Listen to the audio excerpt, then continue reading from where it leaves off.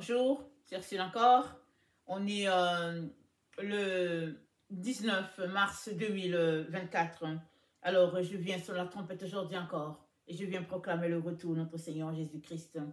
Amen et alléluia. Sont tous bénis, sont remplis de sa joie. Amen. Alors, es-tu complice du manque de lumière en toi? Amen. Es-tu complice? Alors, souvent, nos choix nous conduisent, n'est-ce pas, dans une direction ou bien dans une autre. Et souvent, en fait, on pose des actions sans trop y accorder l'importance et ça nous mène directement dans un cul-de-sac. Et finalement, on ne sait pas comment revenir de là. Et souvent aussi, par la grâce de Dieu, on peut revenir, on peut s'en sortir. Alors, je suis là aujourd'hui pour nous encourager à ne pas, n'est-ce pas, mettre une croix sur une situation qu'on vit en se disant, il n'y a plus rien à faire. Parce que Dieu, le Dieu que nous servons, c'est un Dieu de miracles. C'est un Dieu, amen, de seconde chance, n'est-ce pas? C'est un Dieu qui est capable de changer une situation désastreuse en un joyau. Amen. Alors, ici, nous allons parler des 10 vierges, on connaît cette histoire. Et je vais lire de 1 à 4. Alors, le royaume des cieux, Matthieu 25, sera semblable à 10 vierges qui, ayant pris leur lampe, allèrent à la rencontre de l'époux. 5 d'entre elles étaient folles et 5 sages. Les folles, en prenant leur lampe, ne prirent point d'huile avec elles, pardon. Mais les sages prirent avec leur lampe de l'huile dans des vases. Amen. Comme l'époux tardait, toutes s'assoupirent et s'endormirent. Amen. Il y a un groupe qui a pris de l'huile, l'autre n'en a pas pris. Et l'huile, bien sûr, ici, ça représente le Saint-Esprit. Ça représente, n'est-ce pas, cette intimité-là avec Dieu. Alors, comme on ne sait pas quand Jésus va venir, alors, la sagesse veut qu'on se prépare. Alors, quand tu vas en voyage, tu te prépares. S'il y a des choses, de la nourriture à prendre, tu prends. Sinon, s'il y a des vêtements, tu prends. Et puis, si là-bas, il fait froid, tu prends des couvertures. Et puis, si tu as besoin d'eau aussi, au fait, tu prépares ton voyage. Alors, il y a un groupe qui a préparé le voyage, vraiment avec précaution, avec minutie, et l'autre a juste négligé. Ils sont partis. Et à un moment donné, on a crié, voici l'époux. C'est là que la différence entre les deux groupes se fait sentir. Il y a un groupe qui dit, est-ce que vous pouvez nous donner de votre huile? Et l'autre qui répond, non. Il y a des choses qui ne se partagent pas. Et c'est là aussi que souvent la distance s'établit entre les gens. Parce qu'il y en a qui vivent en profitant juste des autres. Ils tirent tous les autres. Ils ne veulent rien faire. Mais vient un moment donné où la situation est telle que chacun est obligé de surveiller ses réserves.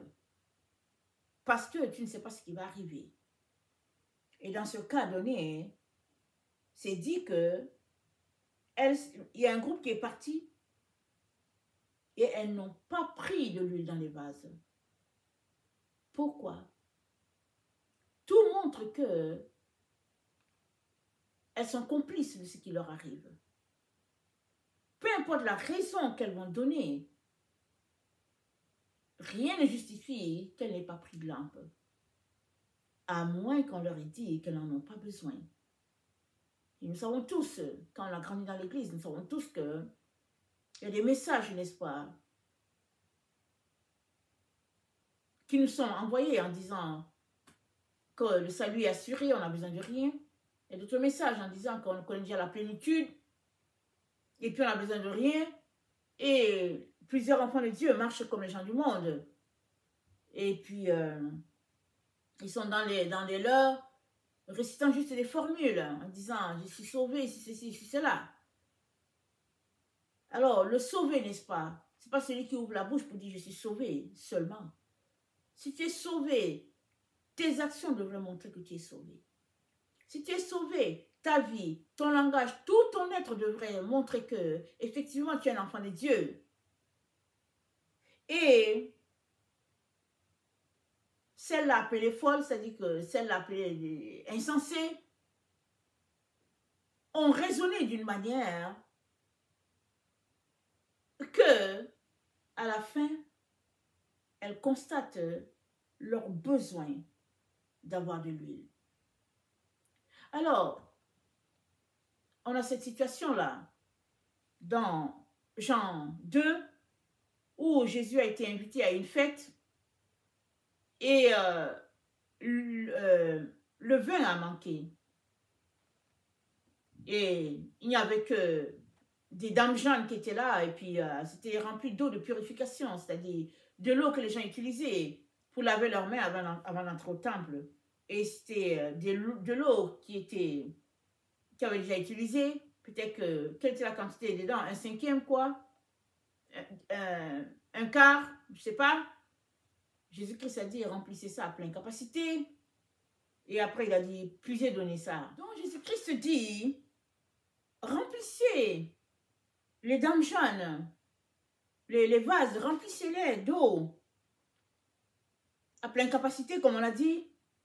Et après, il dit, puisez, donnez-le à l'ordinateur. Des repas. On n'a pas entendu qu'il a prié, rien. Voilà comment de l'eau est devenue du vin qui représente le sang de notre Seigneur Jésus-Christ alors qu'il n'était pas encore glorifié. Amen. Et c'est dit que tel fut à Canaan le premier miracle de notre Seigneur Jésus-Christ. Comment Dieu transforma l'eau en vin.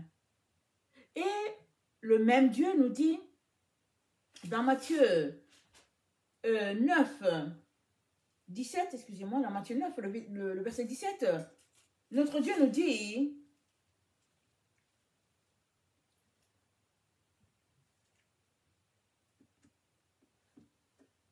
au verset 15, Jésus leur répondit, « Les amis de l'époux peuvent-ils s'affliger pendant que l'époux est avec eux? Les jours viendront où l'époux leur sera enlevé, alors ils jeûneront. Personne ne met une pièce de drap neuf à un vieil habit, car elle emporterait une partie de l'habit, et la déchirure serait pire.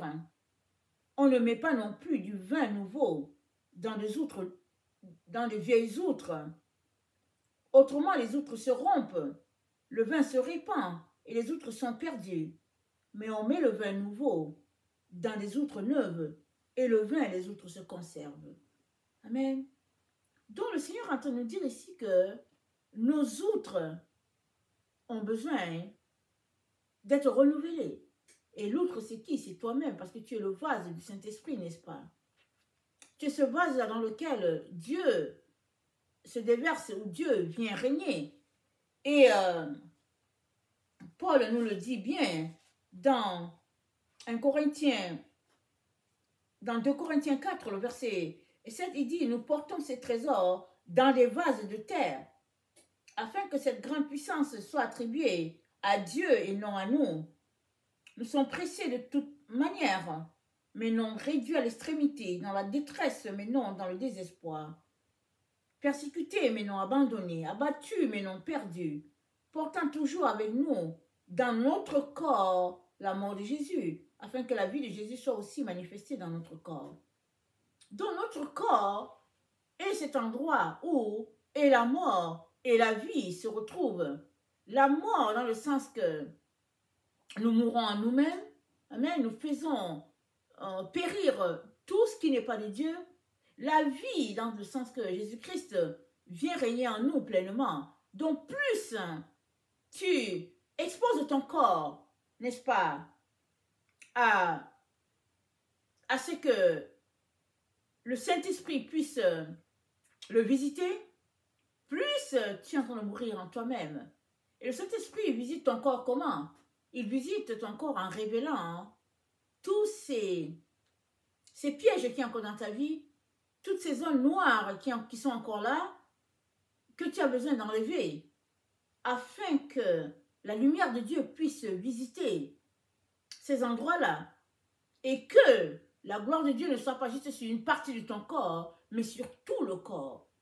Et cela va demander souvent, n'est-ce pas, qu'on puisse retourner dans certaines choses du passé. Alors, qui viennent nous chercher, qui sont souvent pénibles. Et Dieu a souvent besoin de passer par là pour passer sa main qui guérit. Parce qu'il y a des moments où on bâcle juste la situation. Tellement c'est pénible qu'on ferme ça, on se dit, ok, on va pas ouvrir cette porte-là, on la laisse fermer.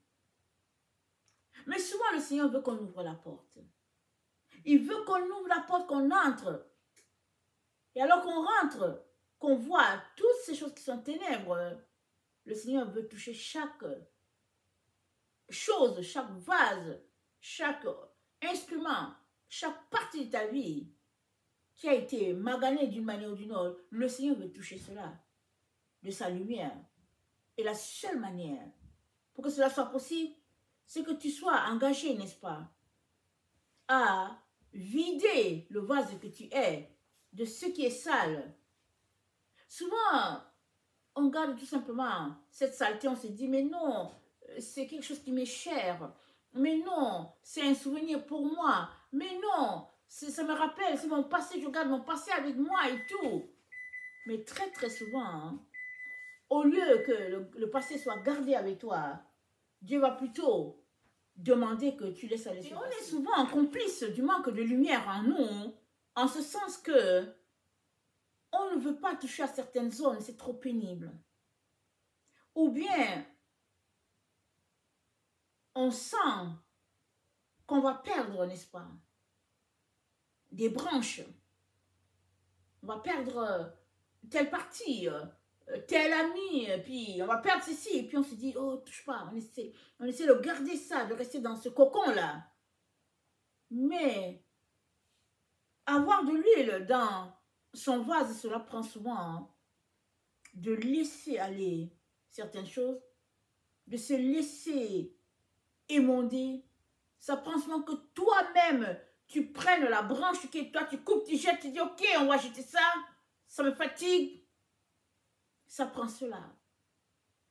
Et être complice, n'est-ce pas, du manque de lumière, prend que tu puisses choisir d'avoir la lumière. Et en choisissant d'avoir la lumière, tu choisis en même temps d'affronter tout ce que tu es appelé à affronter. Et souvent, on a tout simplement l'impression sur ce chemin que Dieu n'est pas là. On se dit, mais il est où? Je passe tellement par le monde difficile, je ne le vois pas, je ne le sens pas. Mais très très souvent, dans tes moments difficiles, quand tu ne sens pas Dieu, c'est parce qu'il te porte, au fait. Il te porte. Il te met dans cet endroit de protection de telle sorte que tu as l'impression qu'au fait tu es seul là-dedans. Mais c'est parce qu'il te protège. Il te porte là. Pour te faire passer à travers ce moment difficile que tu connais. Et la Bible nous dit, dans 2 Corinthiens 5, que Dieu était en Christ réconciliant le monde avec lui-même. Les gens voyaient juste Jésus-Christ quand il était sur la terre. Personne ne pouvait imaginer que Dieu était en lui, surtout que les gens ne faisaient que l'insulter. Mais Dieu était en dedans. Et ce Dieu en dedans de Christ, c'est le même qui est logé en toi. Il peut être grand en toi ou bien il peut être petit selon la place que tu lui donnes. Et je viens t'encourager à ne pas être complice avec les ténèbres. Ne sois pas complice avec. Choisis de remplir ton vase à pleine capacité. Choisis, n'est-ce pas, de laisser Dieu faire ce travail-là que lui seul peut faire. Alors, en regardant l'exemple de Zachée, dans Luc 19, on est saisi par ce collecteur d'impôts qui était un leader, un chef dans sa file et qui passait son temps à dépouiller les autres. Il passait son temps à dépouiller les autres. Et finalement, on ne sait pas qu'est-ce qu'il disait dans son cœur. On sait seulement que la Bible nous dit qu'il était de petite taille. Il a entendu parler de Jésus, il a dit, je ne veux pas rater ces moments-là. Je veux monter sur le sycomore. Je veux le voir, je veux voir à quoi il ressemble. Parce que, alors que Jésus-Christ passait, étant de petite taille, Zachée ne pouvait pas le voir. Mais il voulait voir Jésus. Et Jésus marche, il arrive sous le sycomore, il dit, Zachée, descends. Quelle intimité, quel contact de Dieu avec son enfant. Parce que Zachée est là, il se dit, personne ne le voit. Zachée est là, il dit, Dieu ne me connaît pas. Il est là, il vole, il extorque, il prend, il arrache les choses aux gens. Vraiment, inconscient que Dieu voit tout. Mais Dieu voyait déjà tout, Dieu le connaît depuis le ventre de sa mère.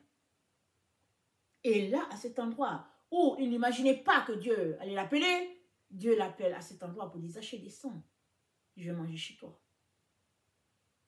Alors, voici donc Jésus-Christ chez Zachée. Injure et puis jugement des autres et tout. Mais Dieu vient de répondre au cœur de Zachée qui voulait voir Jésus. Dieu venait de visiter son fils, un descendant d'Abraham. Dieu était en train de le faire sortir de ce commerce de vol dans lequel il était. Parce que Zachée avait décidé tout simplement d'avoir un contact avec la lumière. Mais il ne réalisait pas où est-ce que ça allait le conduire. Et voulant juste le contact, voulant juste le haï, voulant juste regarder avec ses yeux, ça l'a conduit jusqu'à dans l'éternité. Dieu veut faire pareil pour toi. Pareil. Et tu as besoin, n'est-ce pas, de laisser toutes ces choses temporelles là auxquelles tu es attaché, toutes ces choses visibles. Parce que Zachée, il a laissé les choses visibles. Jésus-Christ lui dit, ok, Zachée, descends. Zachée descend, il dit, si je fais du tort à quelqu'un, je lui rembourse, et puis voilà, voilà. Il s'est détaché du temporel, du visible, pour aller chercher ce qui est invisible, pour aller chercher ce qui est éternel. Et c'est à ça que Dieu nous intéresse tous à l'heure où nous sommes. Tous sans exception. Et il n'y a rien d'impossible à Dieu. Il n'y a que, est-ce que tu veux vraiment le connaître ou pas? Est-ce que tu veux vraiment de son esprit ou pas? Est-ce que tu veux vraiment être transformé ou pas? Dieu va venir te toucher et faire de toi, n'est-ce pas, une perle pour son royaume. Que le Seigneur bénisse sa parole. Maranatha, Jésus revient. Amen. Et Alléluia, sont tous bénis. Amen et amen.